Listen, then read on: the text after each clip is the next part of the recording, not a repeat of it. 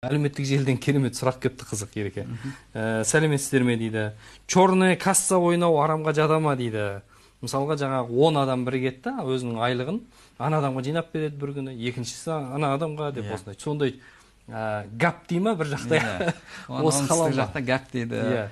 Басқа жақта черная касса дейді. Черный деген сөзінің өзі бір түрлі. Жалпы бұл жерде бұл харам емес, бұл лотерея емес. Бұл бағанағы ортадан ақша шығарып, яғни кезектесіп, мысалы, қазір кейбір жігіттер, намазхандар солай ойнатып жатыр. Мысалы, 10 адам жиналып, әр айда немесе бағанағы $1200 болды, умра 12 адам жиналып, әр айда $100 шығарып тұрады.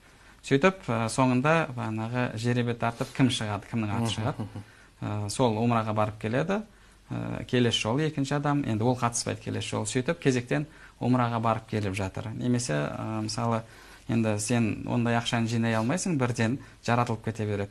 Бірақ аймай, мысалы, 10 мың теңгеден беріп тұрасында, бірақ сен кезегің келген кезде, мысалы, 10 адам ойнап жатсаңдар, 100 мың теңге сенің бір қажетіңе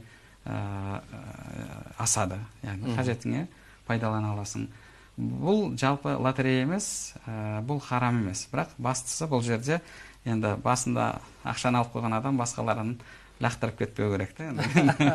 Осы шарт сақталса дейсіз. Мен алып қойдым болды деп. Өйткені басында алып қойғаннан кейін қызығы келесі жолы ақша беру қиын ғой. Кейбіреулер мысалы болмай жатыр деп төлемей жүруі мүмкін. Енді ол харам болады. Неге? Өйткені мұсылмандар пайғамбар саллаллаху алейхи вассалам хадисінде айтқандай, мұсылман шартында тұрады дейді, уәдесінде тұрады дейді. Енді сен солай келістің бе?